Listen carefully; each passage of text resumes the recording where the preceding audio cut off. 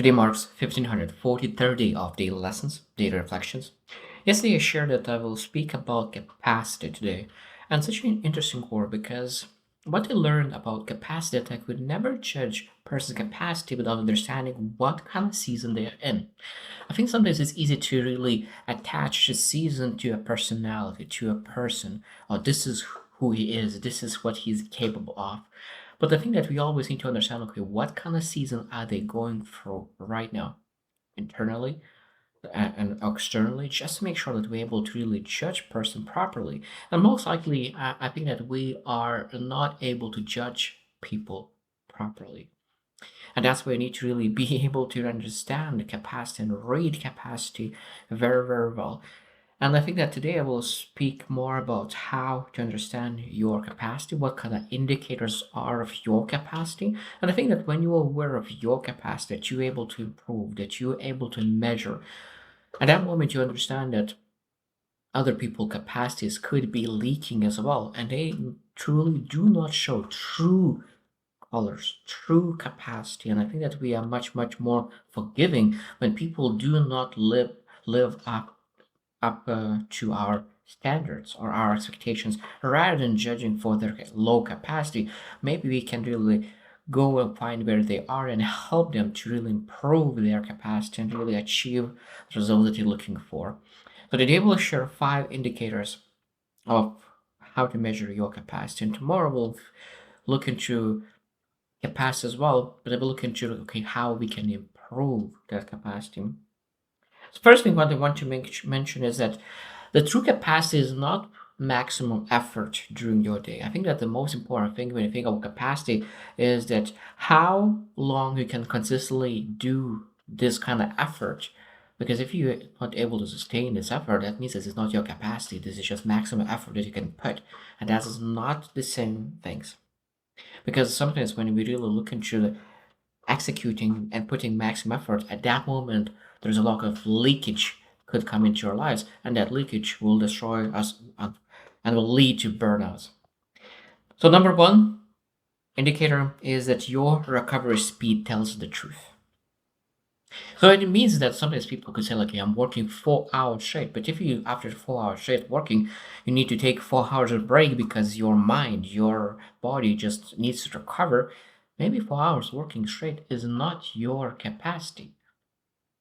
But say that you're working 1 hour and a half, 90 minutes, then you take 5 minutes break, and then you're working 90 minutes again, then you take 15 minutes break again, and then you work 19 minutes again. So that means that you potentially work exactly 4 hours, but you just need only 40 minutes or half an hour break within those 90 minutes. So that means knowing that something is taking breaks are better for you because you're able to really sustain that capacity. So being able to understand, okay, what is my recovery speed? Because if your recovery speed is too slow, maybe you just overload yourself with work, with effort, with trying to do your best. Because trying your best, that's is a great intention. But great intention doesn't mean your capacity. And I think that if you really would love to work 4 hours straight, maybe it's time to really increase, not work 4 hours. Maybe I could work um, 95 minutes, maybe 96 minutes, 100 minutes. Really build up to that rather than say like one day, oh, I wake up, now I will work 4 hours straight. No, that doesn't work. And if you will work those 4 hours, more likely that your focus, your attention will be out the window after 2 hours anyway. And then you push through, you don't get the results, productivity that you wanted. And of course, that's is not what we looking for. And okay, so capacity, high capacity is fast recovery and not endless grind. Number two is your consistency under boredom. That is true capacity. So then that means that could you really do the right thing when you don't feel motivated? Do you really do the right thing when no one is watching you? Because I think that stick to the structure when nobody is watching you, nobody's control, no motivation in, but still do the right thing. That is true capacity and the highest level. Because I think that most people are broken down by boredom because they think that's of course like you need to feel every single time when they do things, maybe even suffering, at least something, at least something. I need to feel something, joy, suffering, but now there's nothing, just legit boredom. I think that's where people give up, and we able to ask, okay, like when they look into my capacity, how long will they do things when I'm totally bored? The more you're able to do, the more you're able to stay in the doing the right thing when you don't feel anything. That shows high capacity. Number three, what slips first when you add pressure? That's a beautiful question. I really find that is a beautiful question. What slips first when you add pressure? So what it means that you have your daily routine and you want to really increase capacity and you put effort. And now because you put more hours into something, now what will go first out of the window?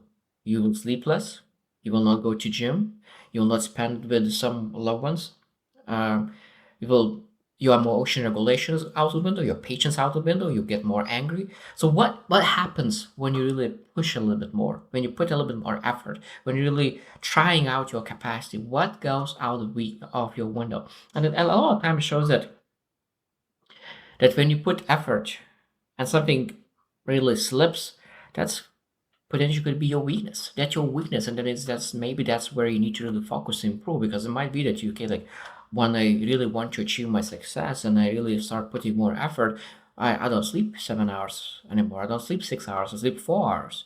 But how long you can sustain that? How long? So that means we need to understand that. Okay, well, so what slips when I'm under pressure? And being able to really do the right thing and analyze just to make sure that we're able to improve our capacity, but not at the cost of our health or our relationships or on any other most important value that we have. Number four is your tolerance for discomfort without self betrayal. I think that's being able to really sit down and do the right thing when you don't feel well. You feel frustration, you feel uncertainty, you feel lonely, you feel that you need to do awkward, hard conversation. I think that's being able to tolerate that shows your capacity. Because if you're not able to sit in uncertainty and you need to have that certain certainty and you're not able to move until you have certainty, that shows low capacity. And I think that again, that's where we need to improve our capacity. Because of course I'm not taking action until I feel ready. And that shows the capacity because their high capacity is able to move forward before they are ready. They're able to keep going and take actions no matter how much certainty you have. Of course, we need clarity. We have some kind of clarity, even though that might be again like frustration. It might be that we're extremely frustrated. We have a lot of house in our life, but we're still doing the right thing. That shows high capacity. It might be that it was leaked down and our capacities were low, and we are not able to execute under frustration. Number last one, the fifth indicator that, and of course there's more, but like this is just fifth indicator that I think that we're able to measure our capacity is that your 3 week rule. And I think that's when we look into all the things that's potentially you want to improve your life goals, the vision, aspirations, and you look into okay, like your schedule and how much effort you can put in. And I was like, I want to really do this kind of thing for a week. Okay, for 1 week you can potentially manage it, but how I'm able to manage this kind of activity, this kind of effort for 3 weeks? Because if you're able to manage for 3 weeks, most likely you'll be able to manage all the time. Because including myself, we have a tendency to create schedule and routines that is almost zero tolerance for any kind of mistakes or zero tolerance for any kind of external circumstances. And because of that, we can potentially burn out. So being able to really look into what is reality in my schedule, what is real, what's possible for me to sustain for 3 weeks and longer. Because if you say, okay, look, if something happens, just a small tweak in my routine, and then I'm not able to achieve my goals, it might be there's something needs to be put on your schedule to really acknowledge that something might go south and have that room for something going south and being able to say, if that something goes south, this is my capacity during those days. And I think that we need to prepare for that. Because the question is, again, that I really loved is that I'm if I do this for a week, will I be able to keep for second week? Will I be able to keep that for the third week? When I'm able to do that, you'll know that this is your capacity. So the steps quite easy when you think about this one. So established 1 week and ask, is this week I could do that with my daily movement, daily actions, sleeping, workouts, and relations, and then say that after that we just add a stressor, just more training, more relations, more executions, and look into is anything that stays, and then if something that start leak, be able to pull back just a little bit, just to make sure that you're finding that exceptionally well designed week we will able to sustain for a long, long, long time. And I think that um, the most important part is that we're supposed to build routines not for the maximum, but for sustainability. Because when we're able to sustain our capacity, when we're able to sustain our activities, that means that will lead to compound effect, and that compound effect will lead to results. Because a lot of times, if you put maximum, they'll break it down. You don't do anything for a month or two, they'll come back. You put a lot of effort again, and it will pull back and don't do anything. But when you sustain minimum action, I think that leads to much, much better results than really putting that maximum effort and then pulling back.